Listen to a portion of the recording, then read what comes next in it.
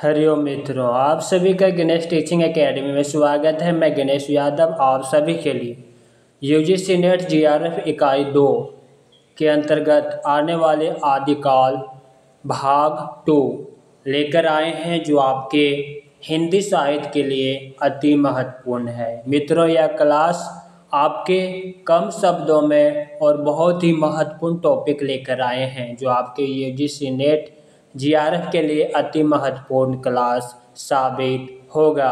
चलिए अब हम क्लास को आरंभ करते हैं।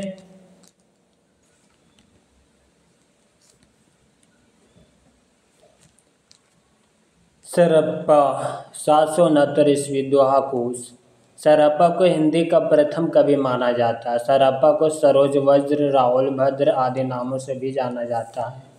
हिंदी में सर्वप्रथम चौपाई और दोहा पद्धति का प्रयोग इन्हीं की रचनाओं में मिलता है। बच्चन सिंह ने लिखा है, आक्रोश की भाषा का पहला प्रयोग सरहप्पा में ही दिखाई देता है। प्रमुख सिद्ध एवं उनकी रचनाएं। सरहप्पा 769 ईस्वी दोहा कोश, उपदेश गीति, देवादश उपदेश, डाकने, गुहा, वज्र गीति, चार्य गीत, चितकोश, अजवज्र गीति, इनके कुल 32 ग्रंथ हैं। दूसरा सबरप्पा 780 ईस्वी ग्रंथ चार्यपद, सितकुरु ग्रंथ, वज्र योगिनी ग्रंथ, आराधना विधि ग्रंथ। तीसरा है भूसुकप्पा 9वीं सदी। चौथा लुइप्पा 830 ईस्वी सबरप्पा के शिष्य ग्रंथ है अभिसमय विभागम, तत्व स्वभाव, दोहा कोश, बोध उदय, भागवत अभ्यसय। लुइप्पा का ग्रंथ है गीतिका भी है। पांचवा विरूपा 9वीं सदी।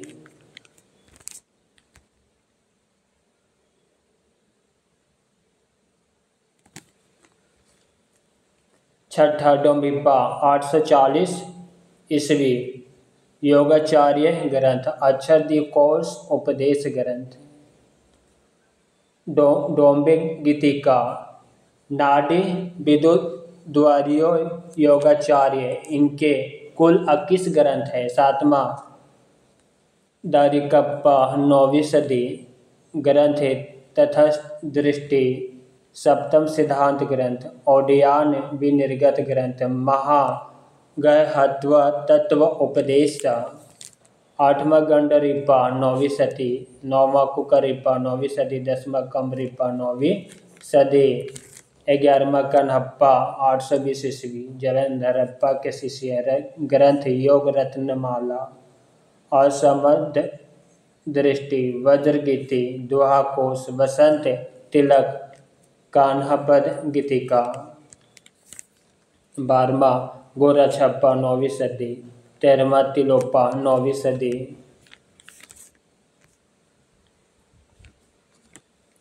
14वां शांतिप्पा सुख दुख द्वय परित्याग। 15वां तंतिप्पा चतुर्योग भावना।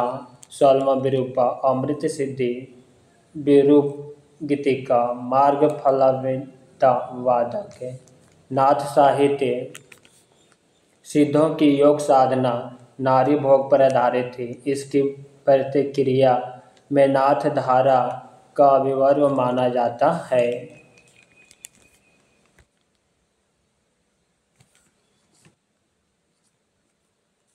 यह हठ योग पर आधारित मत है। आगे चलकर यह साधना रहस्यवाद के रूप में प्रतिफलित हुई और नवनाथ पंथ से भक्ति काल के संत मत का विकास हुआ। राहुल संस्कृतियान जी ने नाथ पंथ को सिद्धों की परंपरा का ही विकसित रूप माना। हजारी प्रसाद द्विवेदी ने नाथ पंथ पर नाथ संप्रदाय को सिद्ध मत, सिद्ध योग, योग मार्ग, योग संप्रदाय, अवधूत मत, अवधूत संप्रदाय के नाम से पुकारा। नाथ साहित्य की विशेषताएं। इस साहित्य में नारी निंदा का सर्वाधिक उल्लेख प्राप्त होता है। इसमें ज्ञान निष्ठा को पर्याप्त महत्व प्रदान किया गया। इसमें मानव विकारों की निंदा की गई है। इसमें सिद्ध साहित्य के भोग विलास की वर्णना की गई है। इस साहित्य में गुरु को विशेष महत्व प्रदान किया गया। इस साहित्य में हठ योग का उपदेश प्राप्त होता है। इसका रूखापन और गृहस्थ के प्रति अनादर का भाव इस साहित्य की सबसे बड़ी कमजोरी मानी जाती है। मन, प्राण, शुक्र, वाक और कुंडलियां, इन पांचों के संयमन के तरीकों को राजयोग, हठ योग, वज्रायन, जप योग या कुंडली योग कहा जाता है।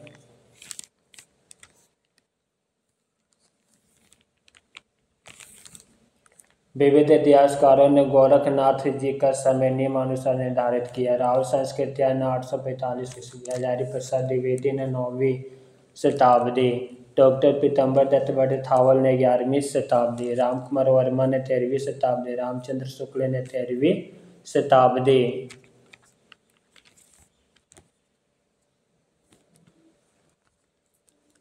इस धारा के प्रवर्तक गोरखनाथ हैं। नाथों की संख्या 9 होने के कारण ये नवनाथ कहलाए।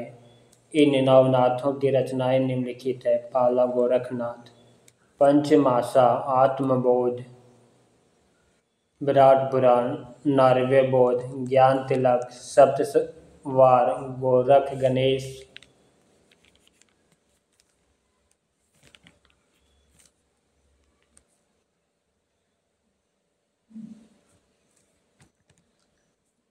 नरवे बोध, ज्ञान तिलक, सप्तवार, गोरख गणेश, संवाद, शबदी, योगेश्वरी, सखी, गोरखसार, गोरखवाणी, पद, शिष्य दर्शन, इनके 14 काव्य ग्रंथ मिलते हैं। डॉक्टर पीतम्बर दत्त बड़थावल ने गोरखवाणी नाम से इनकी रचनाओं का एक संकलन संपादित किया है। दूसरा, मच्छेंद्रनाथ के ग्रंथ कुल ज्ञान निर्णय, कुलानंद ज्ञान कारिका, अकुल वीरतंत्र ग्रंथ, जलंधर नाथ के ग्रंथ विमुक्त मंजरे गीत, हुंकार चित बिंदु भावना क्रम, चरपटनाथ के ग्रंथ चतुर्व भाव अभिवासन, चौरंगीनाथ के ग्रंथ प्राण संकली, वायु तत्व भावना उपदेश, छठा, गोपी चंद का ग्रंथ शबदी।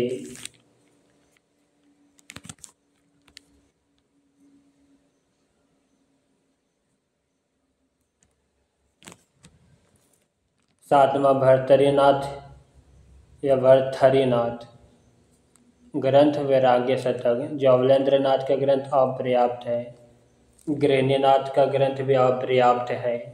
जैन धारा के कवि और उनकी रचनाएं। जैन साहित्य, जिस प्रकार हिंदी के क्षेत्र में सिद्धों ने बौद्ध धर्म के वज्रायन मत का प्रचार किया, उसी प्रकार पश्चिम क्षेत्र में जैन साधुओं ने अपने मत का प्रचार किया। इसकी मुख्य 2 शाखाएं हैं, एक दिगंबर और दूसरी शरथिम्बर।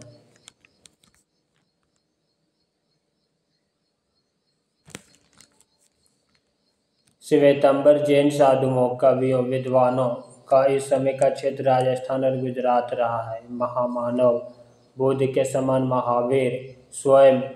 महावीर स्वामी ने भी अपने धर्म का प्रचार लोक भाषा के माध्यम से किया। इसी प्रकार जैन धर्म के अनुयायियों को अपने धार्मिक सिद्धांतों का ज्ञान अपभ्रंश में प्राप्त हुआ। जैन मुनियों ने अपभ्रंश भाषा में प्रचुर मात्रा में रचनाएं लिखी जो धार्मिक है। वैसे तो जैन उत्तर भारत में जहाँ तक फैल रहे, किंतु 8वीं से 13वीं शताब्दी तक काठियावाड़ गुजरात में इसकी प्रधानता रही। वहाँ के चालुक्य, राष्ट्रकूट और सोलंकी राजाओं पर इनका पर्याप्त प्रभाव रहा।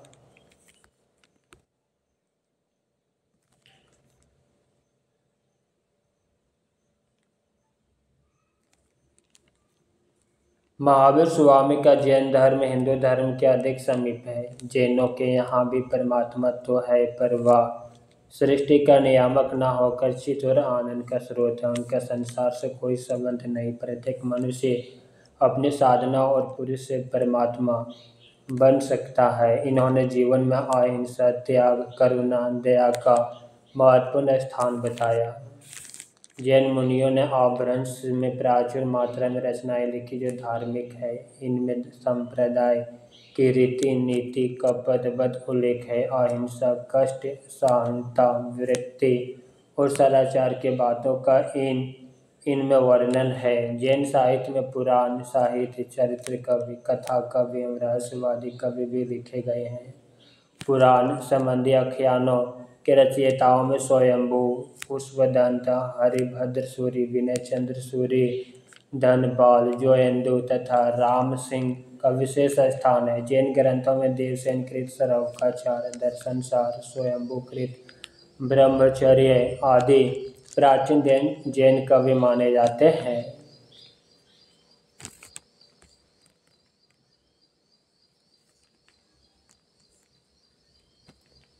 जैन रासक या रास कवि परंपरा में भारतेश्वर, बाहुबली रास, अष्टोलीभद्र रास, विजयसेन सूरि का रेवंत गिरिराज से उल्लेखनीय है। इन सभी में स्वयंभू को प्रथम जैन कवि माना जाता है। जैन कवि और उनकी रचनाओं का संक्षिप्त परिचय। श्रवकाचार्य ग्रंथ देवसेन का है। जैन ग्रंथों का सर्वप्रथम ग्रंथ देव कृत श्रवकाचार्य 936 ईस्वी माना जाता है। देवसेन एक अच्छा कवि तथा उच्च कोटि के विद्वान थे। इनका अपभ्रंश का एक कवि मिलता है। हिंदी की अन्य रचनाओं में लघुमय, चक्र और दर्शन सार श्रवकाचार्य में 28 अध्याय हैं। उनमें श्रावक धर्म का प्रतिपादन किया गया। इसमें गृहस्थ धर्म का विस्तार से विवेचन मिलता है। इसकी रचना दोहा छंद में ही है।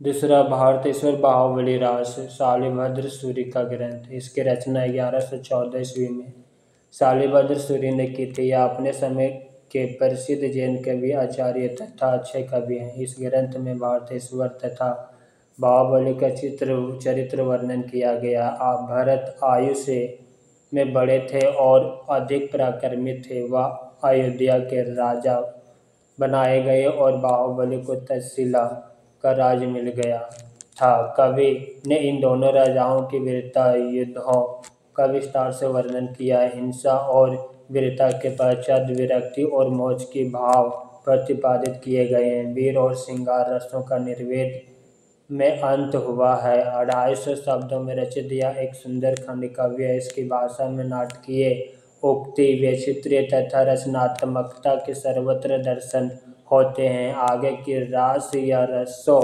रचनाओं को इस ग्रंथ में अनेक रूपों में प्रभावित किया है। अली जिन विजय ने इस ग्रंथ को जैन साहित्य की रास परंपरा का प्रथम ग्रंथ माना है।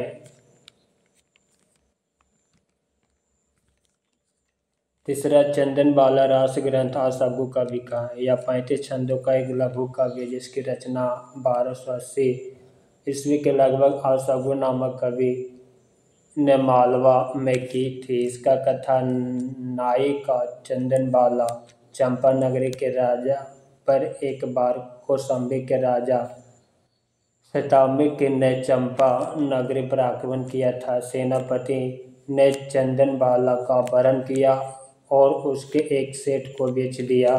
सेठ की स्त्री ने उसे बहुत कष्ट दिया। चंदन बाला अपने सतीत्व पर अटल रही और दुख सहन करते हुए महावीर से दीक्षा लेकर मोक्ष की प्राप्ति की। इस प्रकार लघु कथानक पर आधारित यह जैन रचना करुणा रस से भरी है।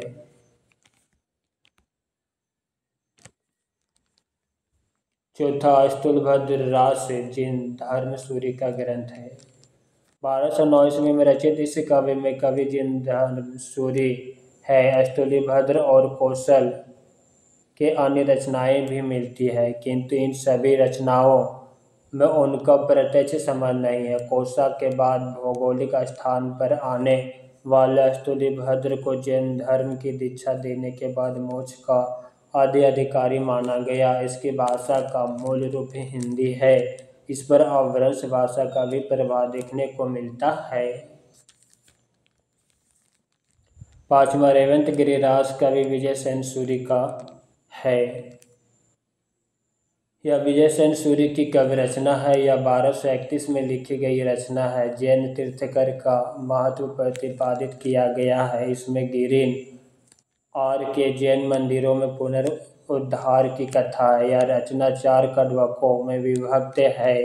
इसमें 80 छंद या गीत नृत्य पर कृष प्रतीत होता है। इसका आरंभ तीर्थ ईश्वर अंबिका देवी की वंदना से होती है। यह रचना शशि के रूप में खेलने योग्य है।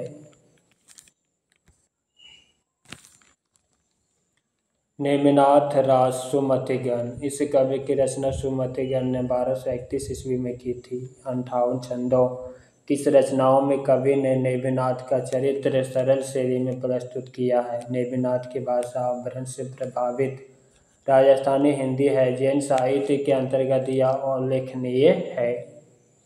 जैन साहित्य की विशेषता।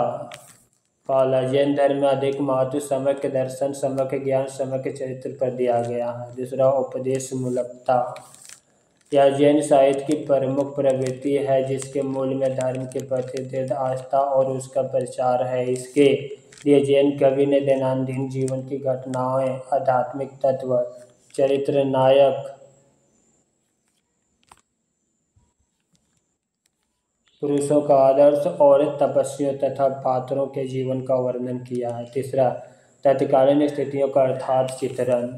जैन कवि राज आश्रय से रहित कवि थे। राज आश्रय का दबाव और दरबारी संस्कृति जैन साहित्य पर नहीं है, इसलिए उनकी रचनाओं में तत्कालीन स्थितियों का अर्थात चित्रण प्राप्त होता है। आदिकालीन आचार विचार, सामाजिक, धार्मिक, राजनीतिक स्थितियों पर सही प्रकाश डालने में यह रचनाएं पर्याप्त रूप में सहायक होती है।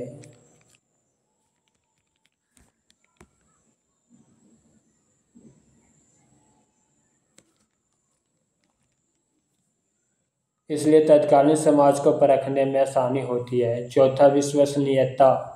विश्वसनीय साहित्य। जैन साहित्य आदिकालीन अन्य साहित्य की अपेक्षा अधिक विश्वसनीय माना जाता है। सिद्ध साहित्य। नाथ साहित्य की रचना अधिकांश 17वीं शताब्दी की महसूस होती, किंतु 11वीं से 15वीं शताब्दी तक बोलियों तथा प्रांतीय भाषा में लिखा हुआ यह साहित्य अनेक हस्तलिखित प्रवृत्तियों में सुरक्षित है, इसलिए जैन साहित्य विश्वसनीय माना जा सकता है। पांचवा, शांत या निर्वेद रस की प्रमुखता। जैन साहित्य में करुण, वीर, श्रृंगार आदि सभी रसों का परिपाक हुआ है। जैन साहित्य के अंत में निश्चित ही शांत या निर्वेद रस प्रधान रूप में दिखाई देता है, इसलिए जैन साहित्य में शांत रस की प्रधानता पाई जाती है। कुछ कवियों श्रृंगार रस का कथाओं का उपयोग किया है।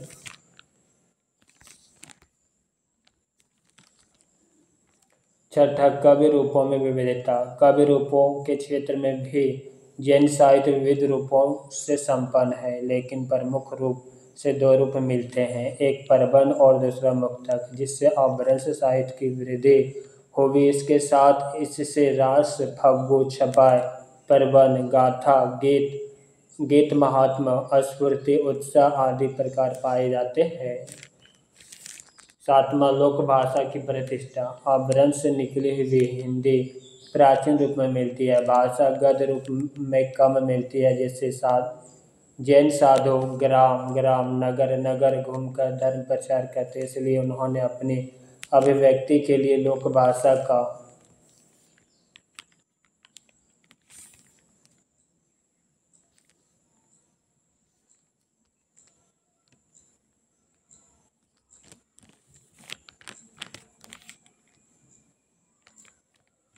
लोक भाषा का प्रयोग किया था और उसे प्रतिष्ठा प्रदान की थी। आठवां, गद्य की प्राचीनतम रचनाओं का साहित्य अनेक पद रचनाओं के साथ गद्य रचनाओं जैसे कवियों ने की हुई दिखाई देती है।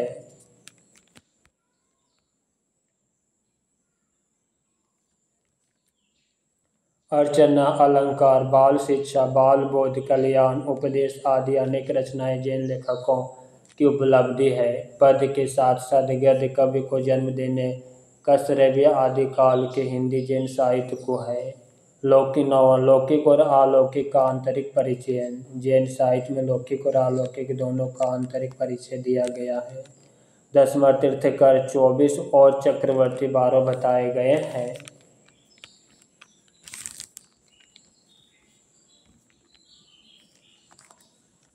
पुरुषों से संबंधित जैन साहित्य में 24 तीर्थंकर और 12 चक्रवर्ती बताए गए। जैन गद्य साहित्य में प्रेम कथा की अनेक रचनाएं हुई। लौकिक और अलौकिक के अनेक संकेत इस रचनाओं में मिलते हैं।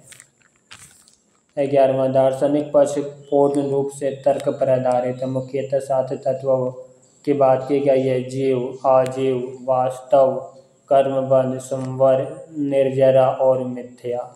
जैन मुनियों ने अपभ्रंश और हिंदी दोनों भाषा में काव्य रचना की है, जिनमें स्वयंभूदेव, पुष्पदंत, धनपाल आदि की रचनाएं अपभ्रंश की है और शालिभद्र सूरि, विनय चंद्र सूरि, धर्म सूरि, विजयसेन सूरि की रचनाएं आरंभिक हिंदी की मानी जा सकती है।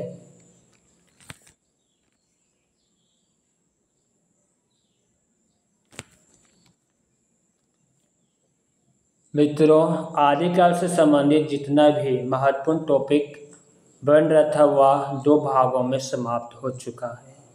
नेक्स्ट क्लास हम भक्ति काल लेकर आएंगे। क्लास कैसा लगा कमेंट बॉक्स में अवश्य लिखिएगा, साथ ही अपने मित्रों को शेयर करना मत भूलिएगा। हरि ओम।